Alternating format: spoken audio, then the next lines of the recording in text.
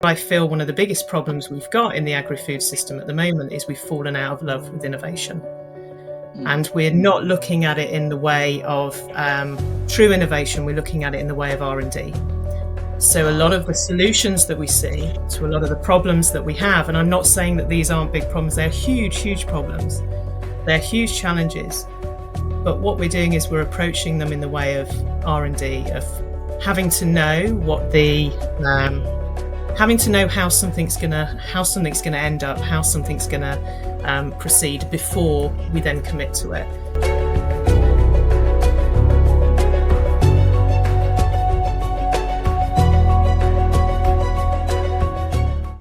Welcome once again, our audience, to another episode of NextGen Agro Talks Podcast.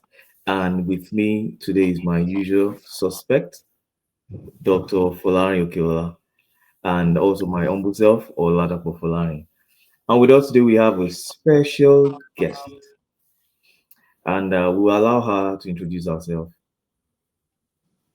Hello, I'm Dr. Lucy Wallace. I am the Director of Global Relationships at EIT Food, which is the European Institute of Innovation and Technology Food Knowledge Innovation Community. Thank you. I'm really pleased to be here. It's lovely to meet you both and to speak to you both today. Thank you, Lucy, and thank you for accepting to do this interview with us. Yeah, Dr. Okelola. Yeah, it's a wonderful time to be with you, and we are here to learn from your experience, and educate our public on the good things and the work that you are doing in the ag sector, particularly the food space. So today I'm going to start, with you.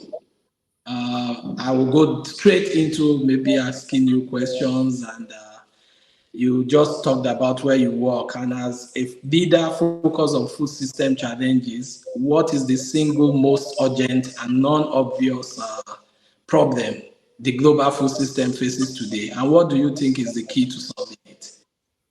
Okay, that's a great question.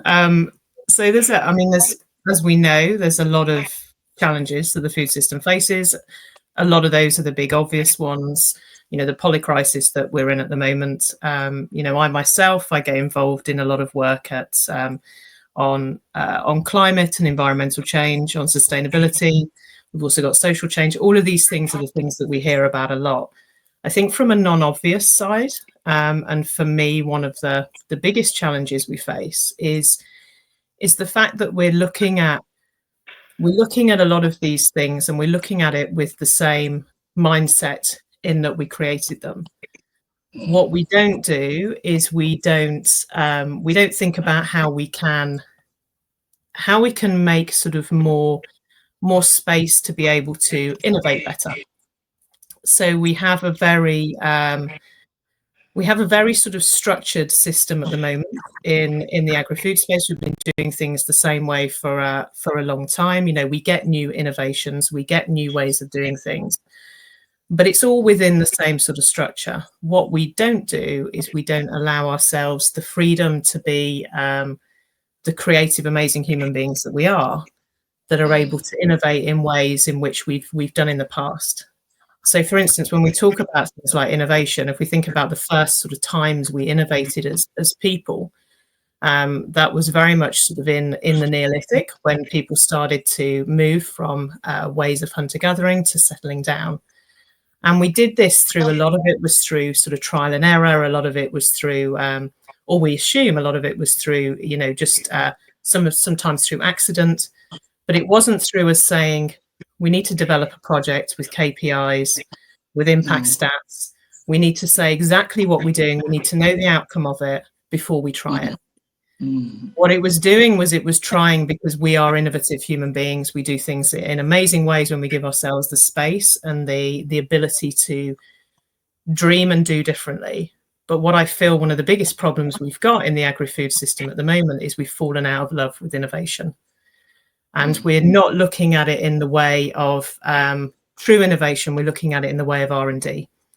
So a lot of the solutions that we see to a lot of the problems that we have, and I'm not saying that these aren't big problems, they're huge, huge problems. They're huge challenges. But what we're doing is we're approaching them in the way of R&D, of having to know what the having to know how something's gonna end up, how something's gonna proceed before we then commit to it. And we don't get those huge big leaps in innovation if we do everything like that. So I would say that's for me, and it is a non-obvious problem, but the more you think about it, the more you think, hey, why aren't we doing this? But we don't have the structure to do it in the food system as we are at the moment. You mentioned something that is catchy now, and it's like you are an advocate of, a regenerative mindset. Let's change the way we think things. Cool. So can you explain what this means really to our audience? I think a lot of people have heard of, when we talk about regeneration, a lot of people think about things like regenerative agriculture. And it's become a really sort of popular term. There are lots of different types of regenerative ways of farming, of regenerative food systems, sort of all around the world, that have kind of often are things which have been done for a long time and then have sort of evolved in different ways. And all of these things are regenerative, agroecology, regenerative agriculture, natural farming, for instance, biodynamic farming. They all have the same roots. And what they do is they look at regeneration rather than extraction. So our food systems have become super extractive, but it's not just the food system in itself, it's the way we approach the food system. So it's the way we do business. When we meet people, we always want something from them. When we have a business relationship, it's always about sort of one way. It's always about what we can get out of it. And I think there's not enough people in the world who approach things from the point of view of not necessarily needing to take more than they give. I think if we think about our the way in which we act within the food system, and that's wherever you are in the food system, if you're somebody who somebody who works in the food system, if you're a farmer, if you're an off-taker, if you work in a large corporate, if you work in a market, if you're somebody who goes and buys food from the market, if you're a chef, anybody within the food system, thinking about your point in the food system, how you interact within it, and thinking about it in a way which is not just sustainable. And sustainable is kind of like, you have like one end of the spectrum, you have extractive. Extractive is kind of taking out more of the system than you put in. In the middle, you have sort of sustainable, and a lot of people talk about sustainable, and sustainable is kind of like, do no harm, do no good. Yeah. Regenerative is more actually putting more in than you're taking out, regenerating the system. And I think rather than just thinking about this in terms of something that farmers do on a farm, we should be thinking about it in the terms of the way we ourselves do business, the way we interact, the way we make decisions. And I think then that will start to give us a lot of that systems change that we hear a lot of people talking about. So for me, sort of a regenerative mindset is approaching things with that in mind, as opposed to just being extractive, just saying, what do I need to get out of this relationship, or what do I need? Like me coming in and saying, what do I need from this podcast? It would be me saying, actually, well, what can I give? And yes, I might get something back, but how much can I give? And it's approaching it with a different sort of set of internal rules, I suppose. So thank you very much, and very interesting. I think the last question I'll ask you here is, what does the Director of Global Relationships role entail at an organization like EIT Food, and what is the biggest challenge in forging collaboration agreements across countries and continents?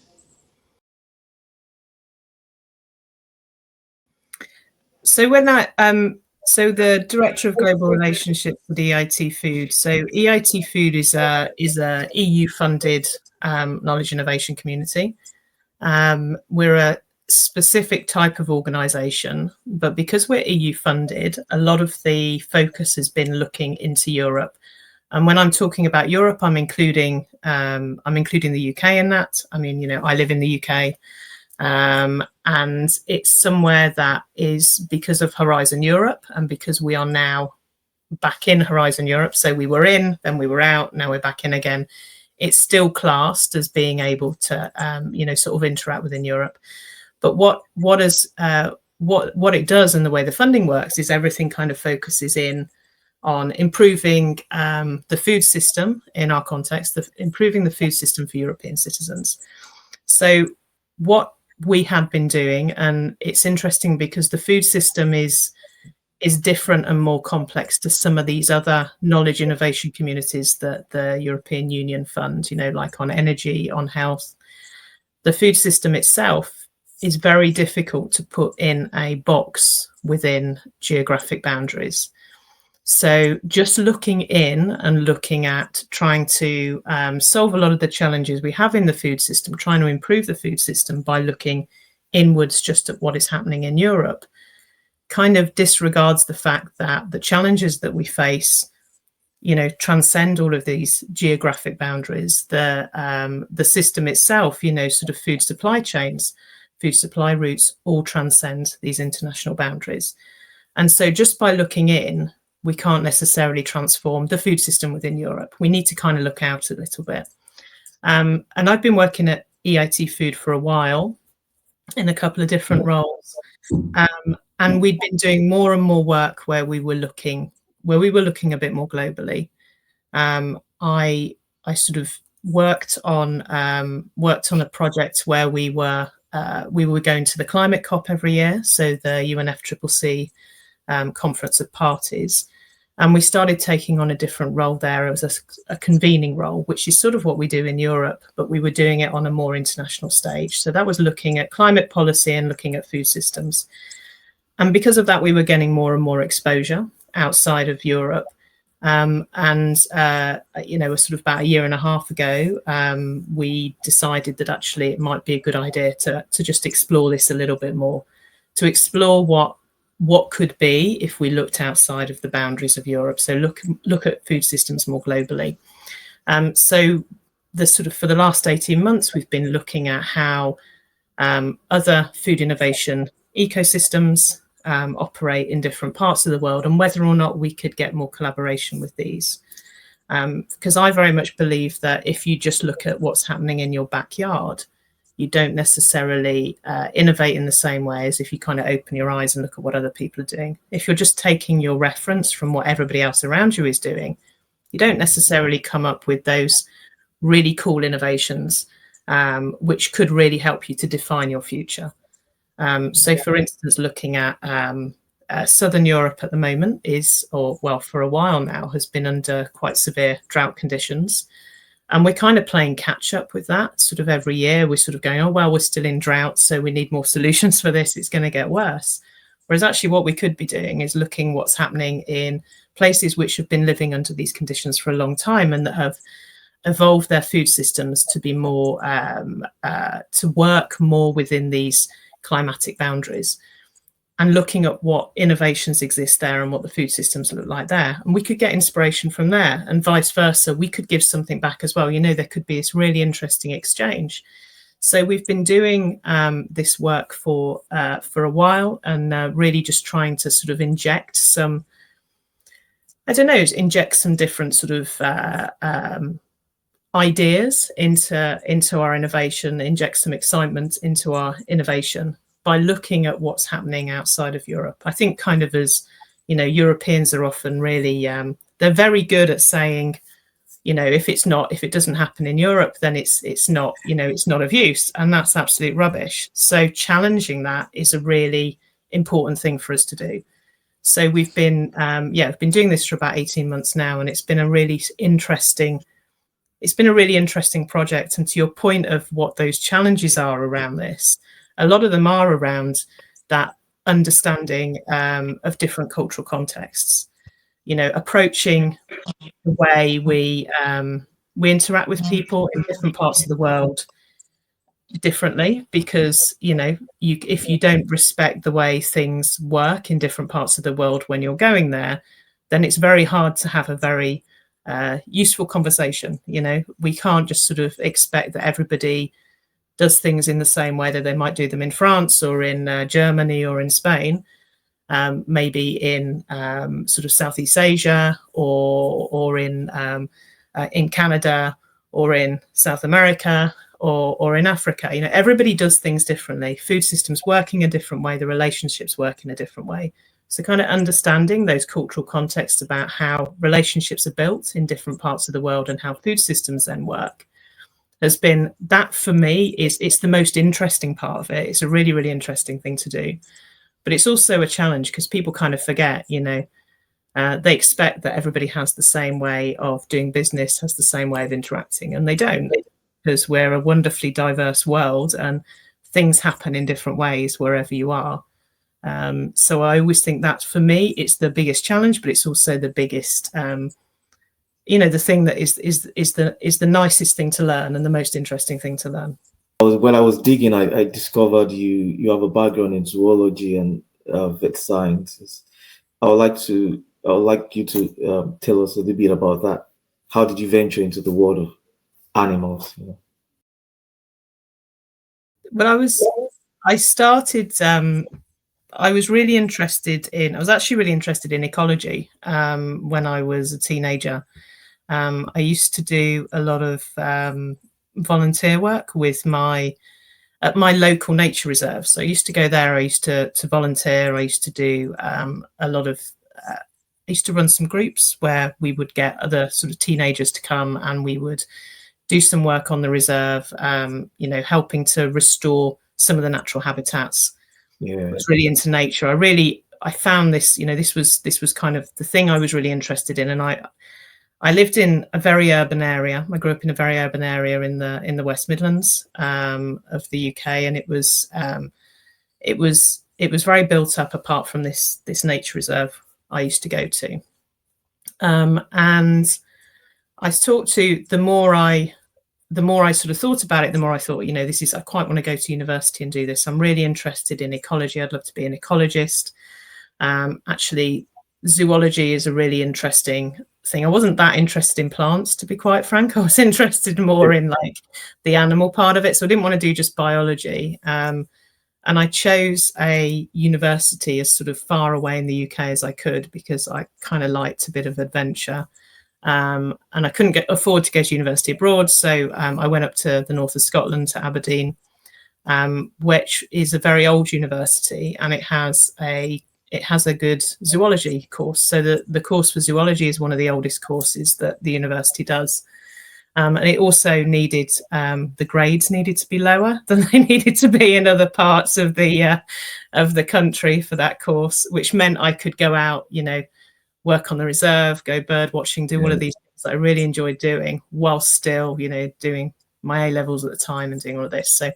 So I got in and I you know, I still really enjoyed the ecology aspect of it. It was a really varied course, but we got more, you get quite a lot of options to study different things. And it's 4 years. Universities in Scotland are 4-year courses for an undergraduate. And I did more and more work.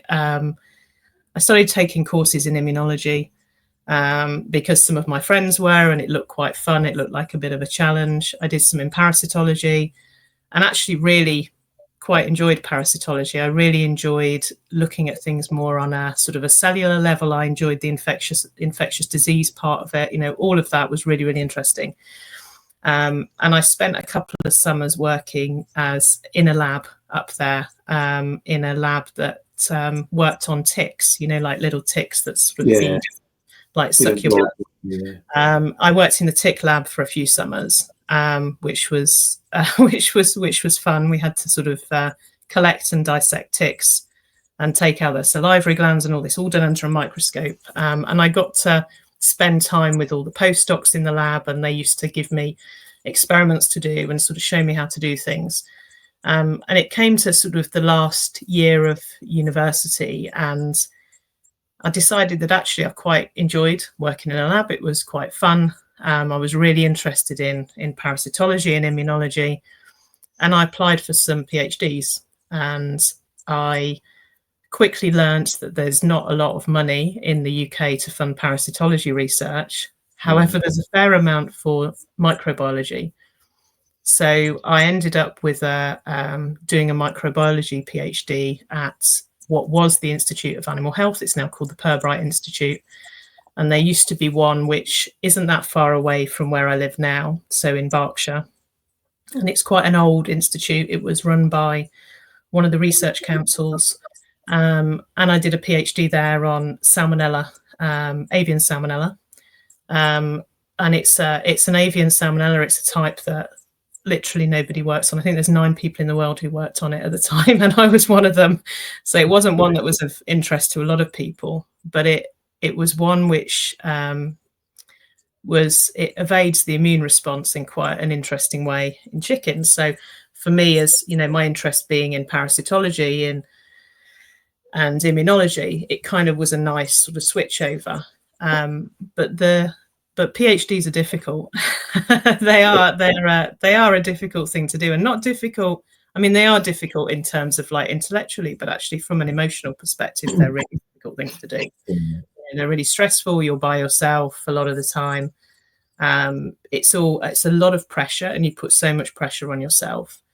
So although it was interesting, I think I decided that actually it probably wasn't something that after the PhD I wanted to continue.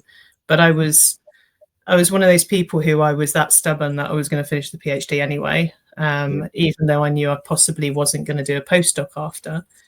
So I did the PhD. It was hard. It was one of the hardest things I've ever done. But while I was doing it, I also made sure I built up other skills as well. And I think this is what, this is I think a good piece of advice for anybody who is doing a PhD or a master's is don't just rely on the fact that you're doing a PhD or a master's to get you a job afterwards. Because there's lots of other people who do that. Even though it's hard, lots of other people are able to do that, and kind of then it's a piece of paper, and on your CV it's like one line.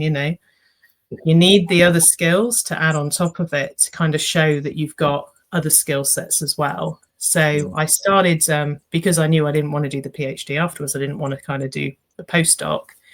I started volunteering for stuff and just putting my hand up. And if anyone asked for a volunteer for something, a little bit different, I'd be like, yeah, I'll do that. That sounds fun. That's me. I'll do it. And so all my peers who were also doing their PhDs, they thought I was a bit insane, because they're like, are you not just spending time in the lab?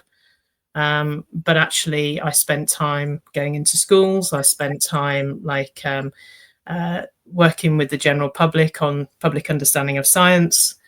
And I found that I actually enjoyed kind of talking about science and complex things and engaging with other people more than actually doing it. So coming out of that, I decided I probably needed a bit of a bit more experience doing a bit of writing, some other things to try and work out what I wanted to do. I took a role as a press officer for about a year at the Health Protection Agency, which isn't called that anymore. I think it's called something else now. And then I got a job at the University of Reading. And I worked there for about 9 years on their sort of on research communications, which was a new thing at the time because this was quite a while ago. And it wasn't something that science communication had started to be talked about a lot, but research communication, which is, basically communication about anything to do with research, so anything sort of complex, was a new thing. But the University of Reading had seen it was something that could be of great use to them. They'd got an academic community and they'd got a sort of a comms team, and they didn't really get on too well at the time. The academic community kind of did what they wanted. The comms team were desperately trying to work with them, but 2 different worlds, 2 different cultures. So they actually wanted somebody who had a PhD, who had a bit of that academic credential, would also have the comms experience. So I was incredibly lucky that I was there exactly at the right time to sort of apply for this really interesting role, which meant I could still work with people who were doing really, really cool, interesting things and who were super passionate, which is what I love about the research world, is you get so many passionate people. And then I could also work on helping them to communicate that better and helping the university to communicate that better. So I was there for about 9 years. which seems like quite a long time, really. And then after that, I took the university went through some restructure. I took voluntary redundancy, and I ended up sort of setting up my own consultancy where I worked again for, it was about 8 to 9 years, and then took on a role at EIT Food. So it's been quite a to me it seems really, really logical. But then, you know, when you say, well, you started off doing zoology and now what are you? It's, you know, it's a big jump, but it's a jump of thinking about the skills and how you're best suited, and, you know, what you're best suited in. And a lot of sort of start off and they think, I'm on a career path and I need to continue on the same trajectory, whereas actually life changes, things change. You know, you realize you're better at some things than other things. I'd have been a really rubbish scientist, I know I would have been, so I'm really glad that I didn't do that. But actually I think I'm fairly successful at what I do now, and that refines all the time. You know, you never stay static. I think the problems come when we assume that we should. So yeah, I think it's a good, for me, it's that reflection that you don't need to, just because you start doing something doesn't mean that's where you need to end up.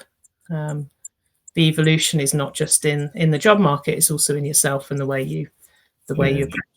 You answered the next question I was going to ask, because my question was going to be why did pivot from animal science, zoology to communication, but you done justice to that. But I was also going to ask, while you were in school, how did you relieve the stress? Did you party, or what did you do? Well, just in general, how do I relieve stress? Yeah. In general, I mean, so I actually I find a certain amount of stress helps me work better. And that doesn't work for everybody. It depends on your neurotype and how you are. For me, actually, I need it to work hard. But I've got a husband, I've got 2 kids. We have a garden. Me and my husband do quite a lot of gardening. We grow some food, and, you know, things like that really help. Being able to be outside. If I'm feeling especially stressed, I make sure that I try and go outside and be in nature, and I find that helps to ground me quite a lot.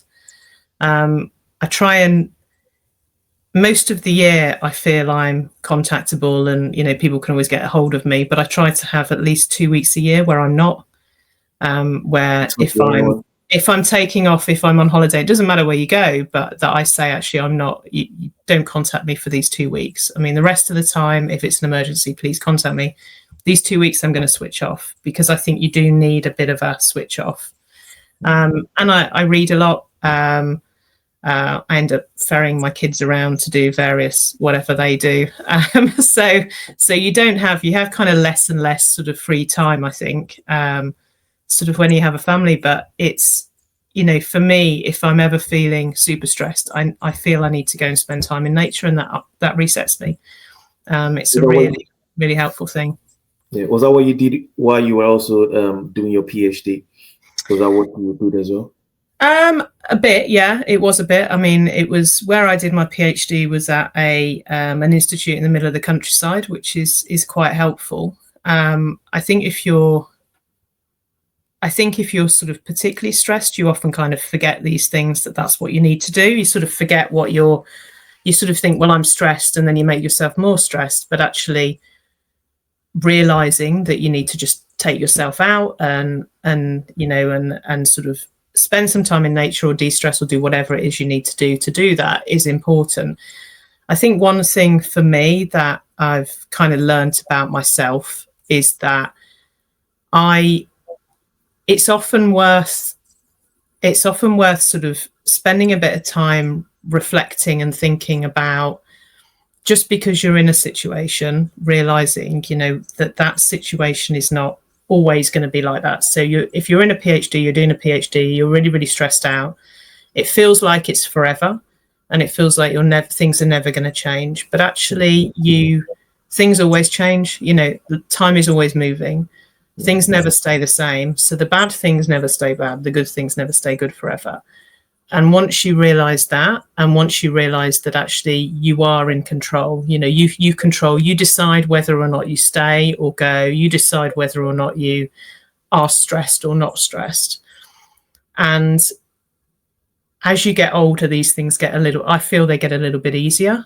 Yes, you still get stressed, but I think you find ways to kind of cope with that. And, that realization that things don't stay the same forever is a good one. For me, I find that incredibly helpful. And, that I think for me during my PhD was important, but also that then being able to do something practical about it. So yes, feeling stressed, yes, finding it difficult, but at the same time going, well, what can I do if I make the decision I'm not going to do this long term?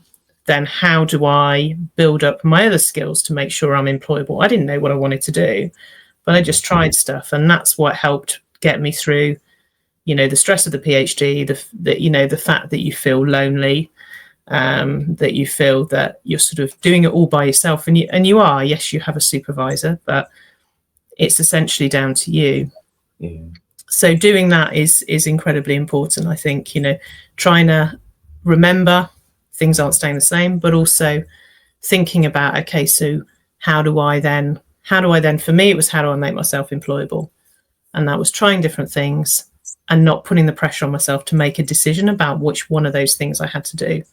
Your path can change and that's fine. It doesn't matter at the end of the day. The only person who tells you your path has to be the same as yourself. Wow, that's interesting. Thank you very much for that. And also, while I was doing my investigation, I found something interesting about you. Please confirm that. Did you used to host a podcast, or did you still host a podcast?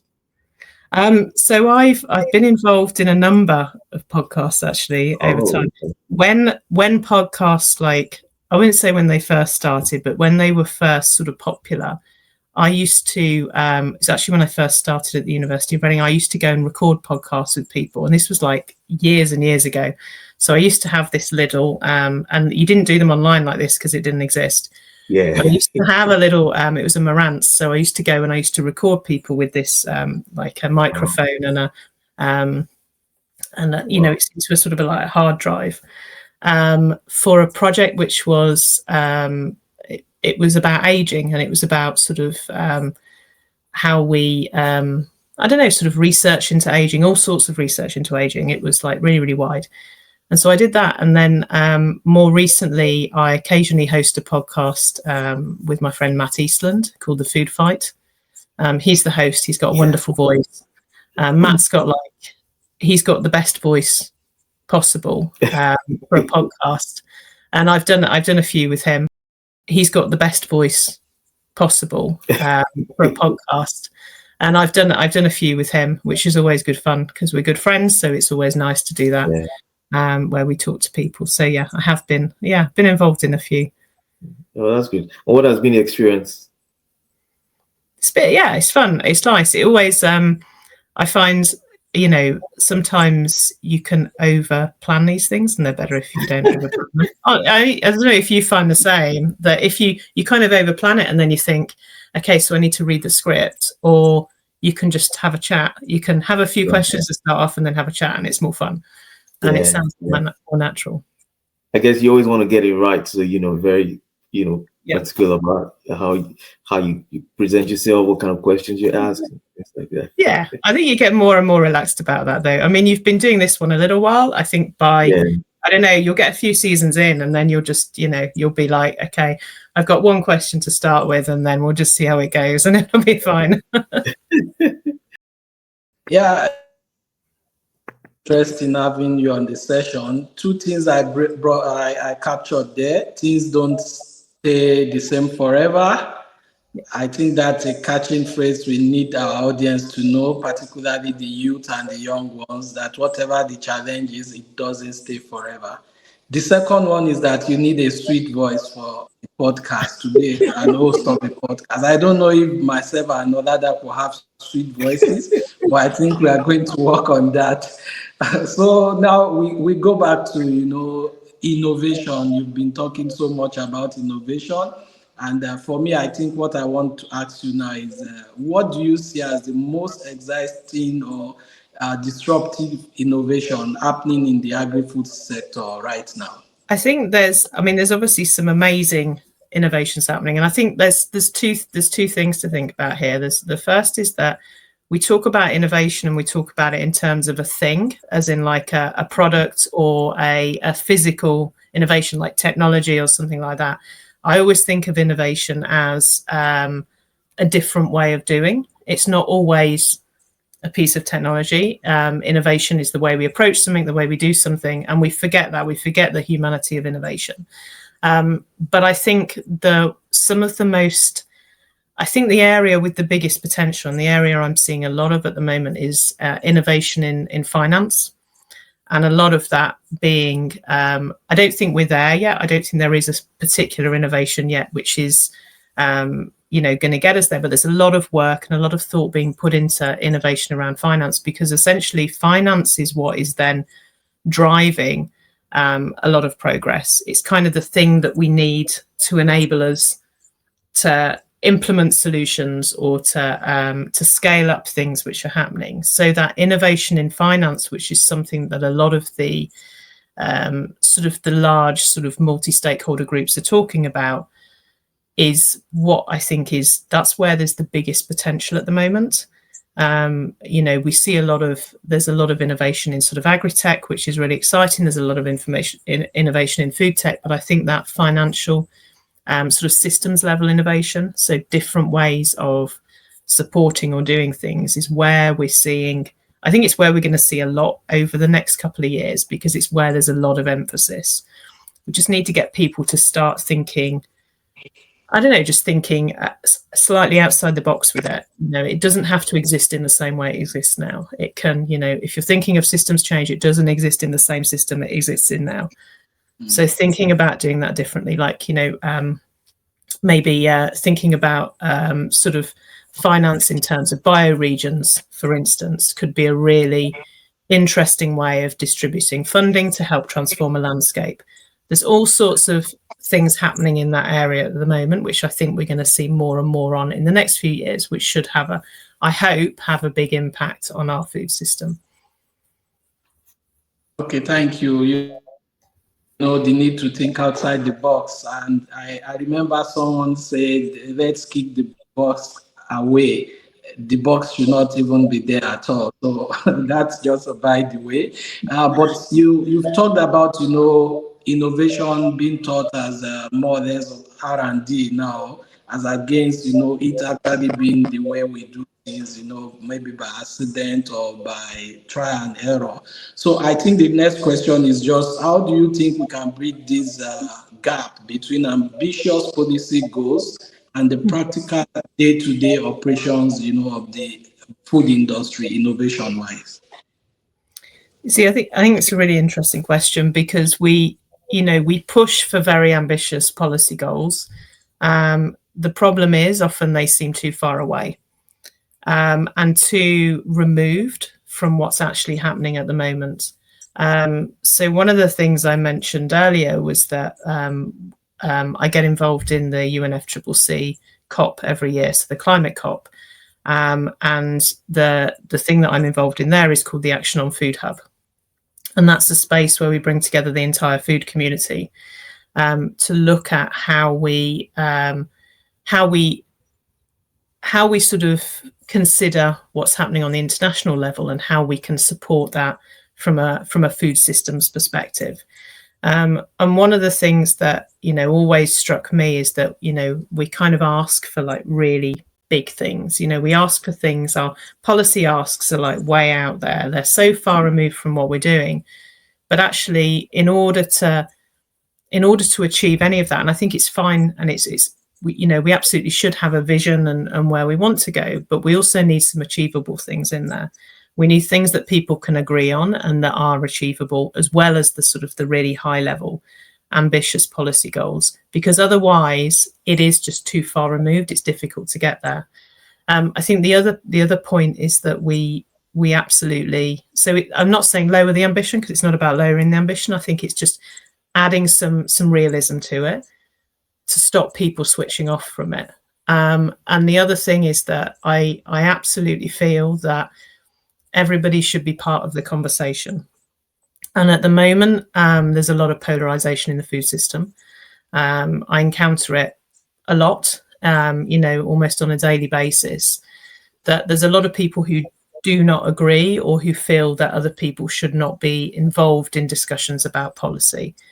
And this is because of, they believe this for good reason, because some parts of the food system will be acting against other parts of the food system.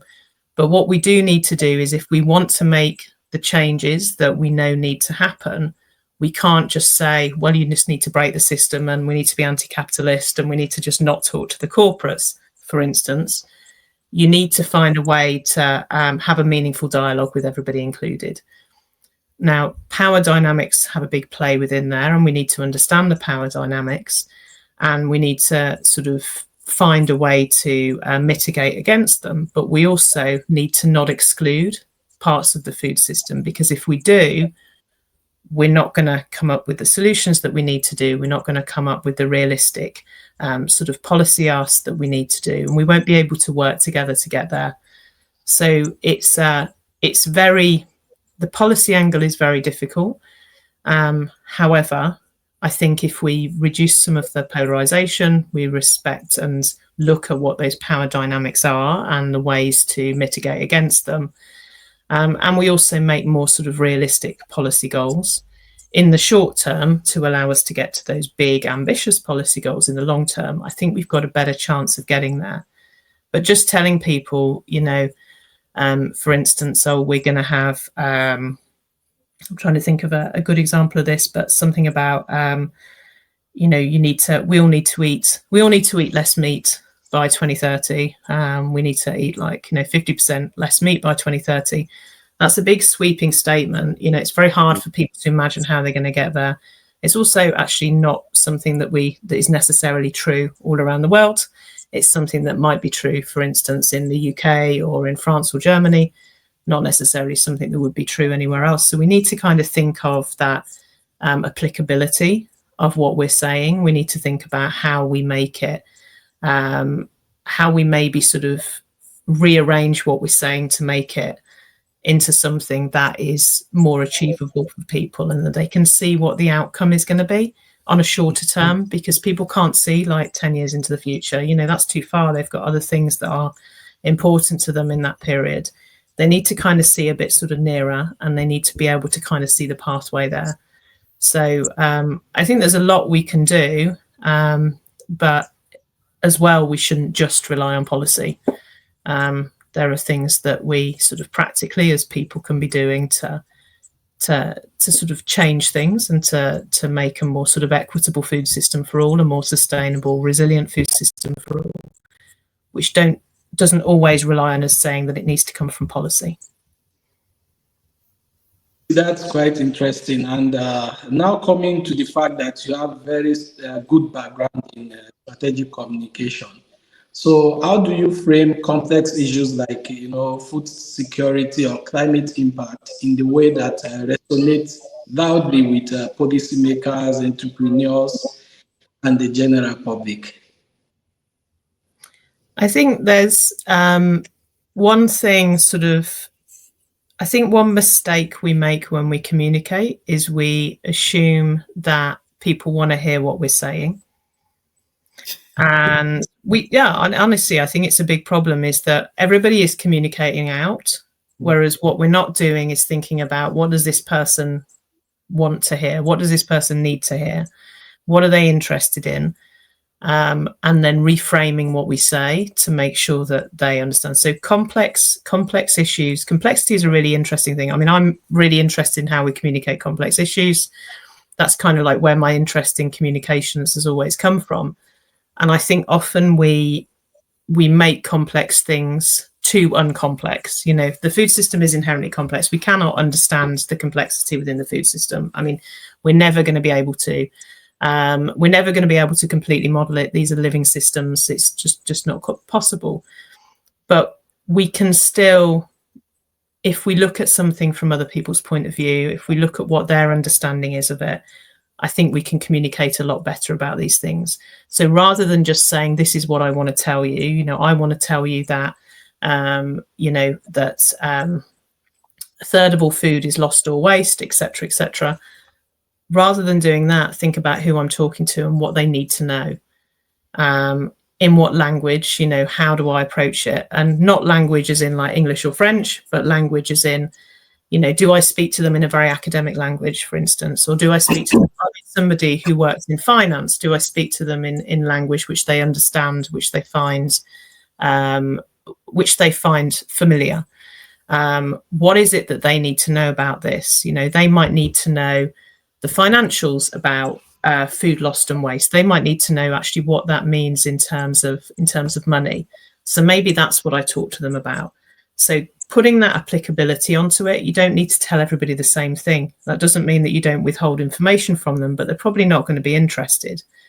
And we do have a tendency to just always think about what we want to say rather than what people actually would like to or need to hear. So I think that's always a big challenge, but I think it's how you get really good communication. And I think sort of by turning it on its head, and you always, this is kind of like communication 101, you have to think of your audience.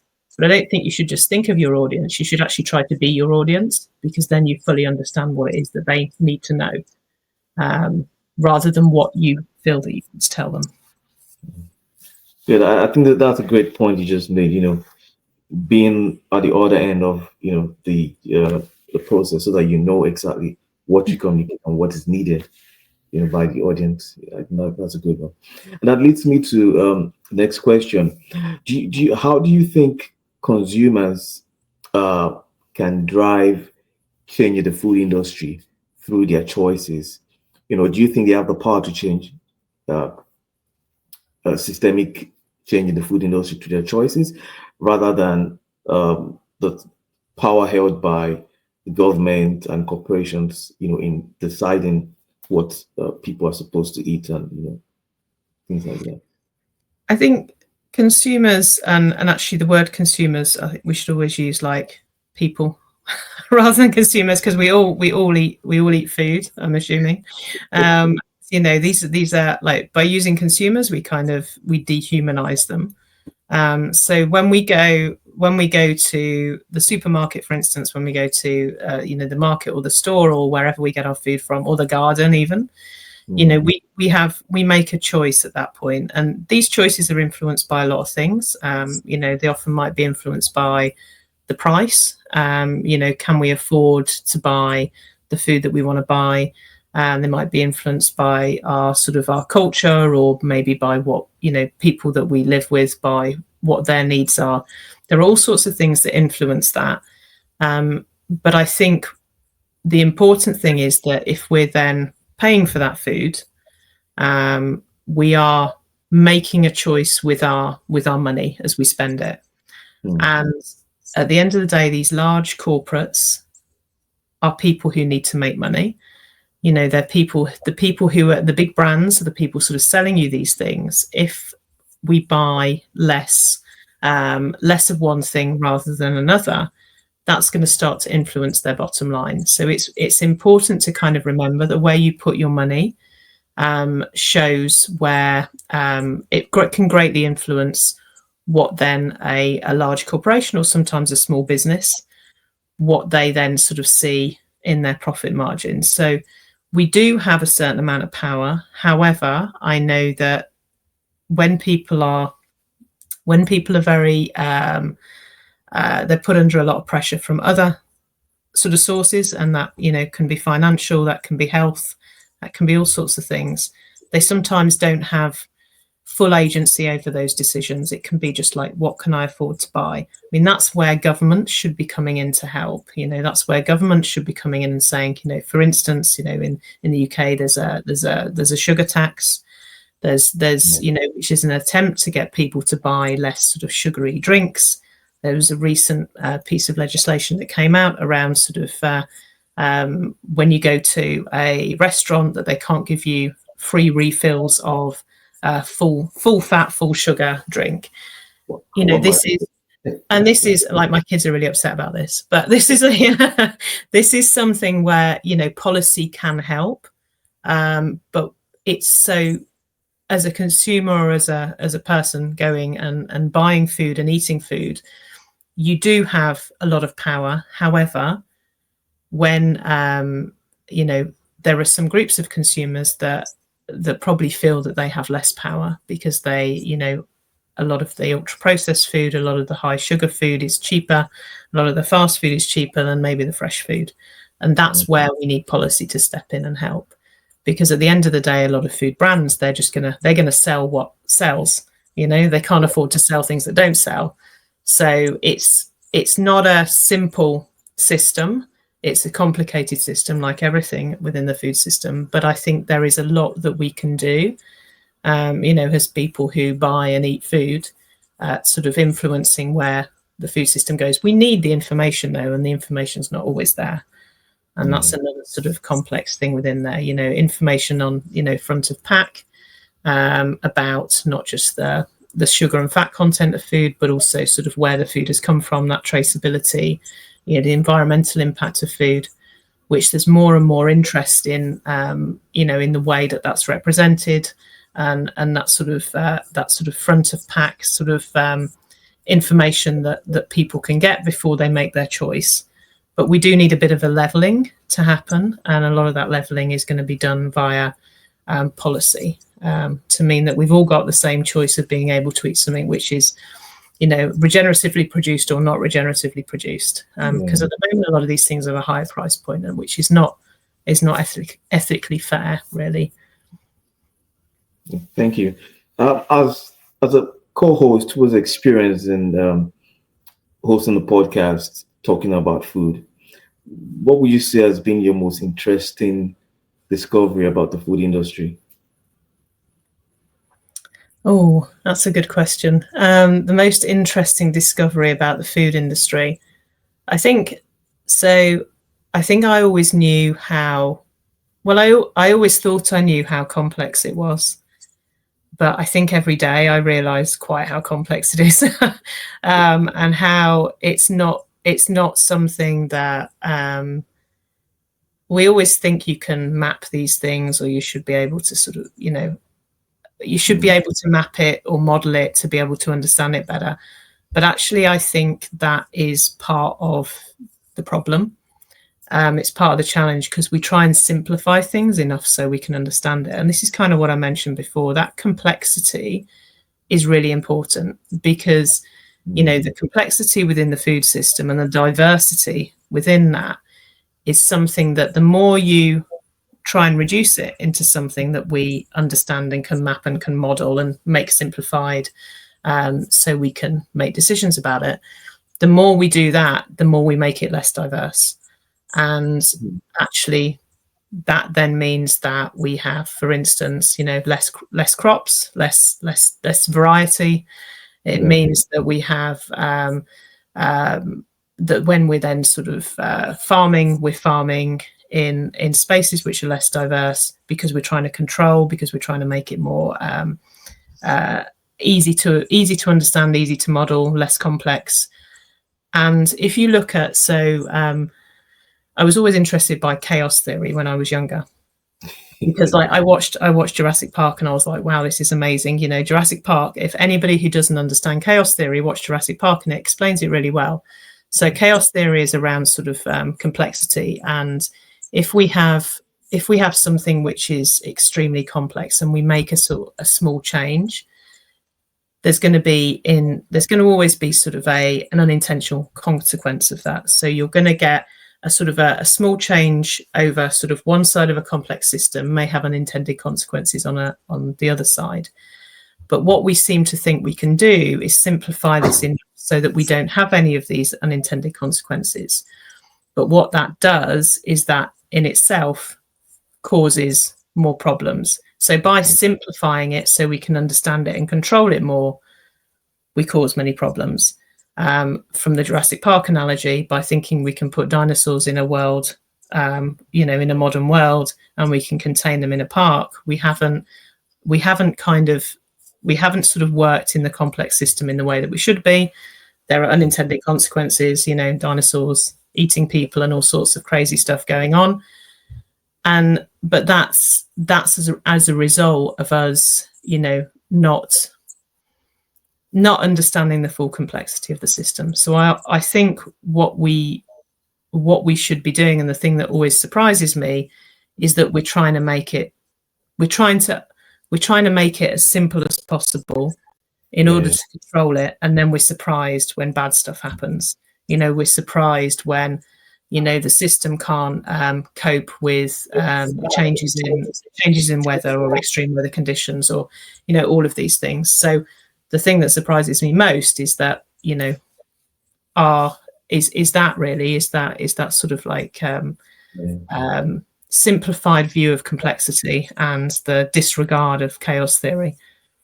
So I think I like the Jurassic Park analogy. That's really interesting. It's fabulous. It's like one of my favorite stories. It's fantastic. It's a really, really interesting story. It's actually one of the things that when I was growing up, really kind of, you know, I read it. So I read the book before I even watched it, you know, watched the film. Oh, okay.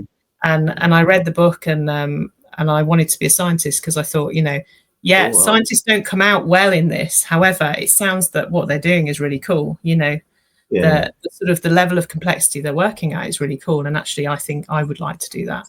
So yeah, Jurassic Park is a good story. It's very interesting. Slightly dated when you read it now, but I would definitely recommend. Yeah. As we gradually bring this to an end, I would like to ask you, what advice do you have for a young person who is thinking about starting a career or following a career path in food system? What advice would you have for that person? So the advice that I would have for anybody sort of starting a career in the food system, like, firstly, I'd say, well, this is the best system to be working in, because there's, you know, it's so interesting and relevant. There's so much to do. We need a lot of bright young minds coming in, but also that you need to be adaptable and flexible, you know, and so, to the point that we were talking about earlier, in that things never stay the same. You know, the system itself, the challenges, the jobs. I mean, the job market is going to be very different in a few years to what it is now. Yeah. All of these things are shifting and changing all the time. So my advice would be to kind of go with it, you know, to not make rigid plans about, look, I definitely want to do X, Y, Z.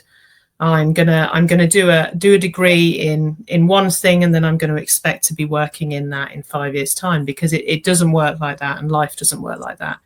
You know, take on that sort of, you know, I think embrace the fact that you will learn more and more about yourself. You will learn more and more about what the system needs, and that's going to take you on a really interesting journey. So myself, I always think about, you know, when I'm making a decision about sort of career or job, I always think about, where can I have most impact? And that's my question. It's not, can I do this? Because, you know, I think we can put ourselves to a lot of different uses, but I think it's always, for me, it's about, where will I have most impact?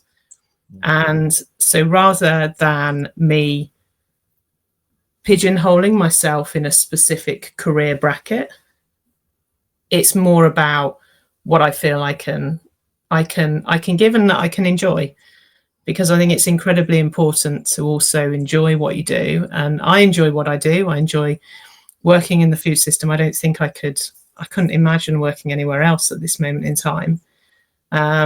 But I know that it's going to change, and, you know, it's going to change. Exactly what I do and how I approach it is going to change, and that's a good thing.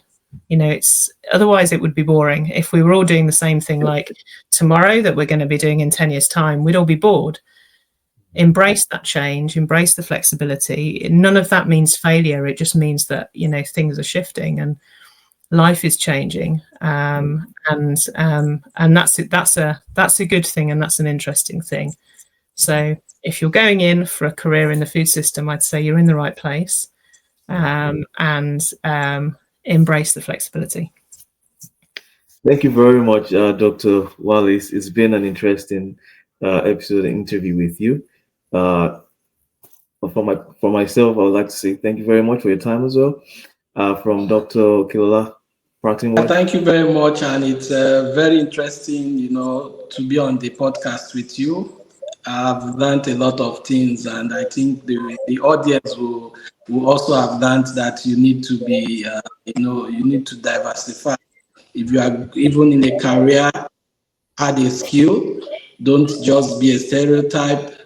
Add something else, and I think that's an important message for the youth and the young ones that we motivate on this podcast. And I think for us, even on the podcast, we are going to discuss that. Well, this is a message. We also need to, diversify and think radically, not, one way. Thank you very much, Lucy. It's been a very wonderful session having you. And I'm sure we'll reach out and connect again. Thank you.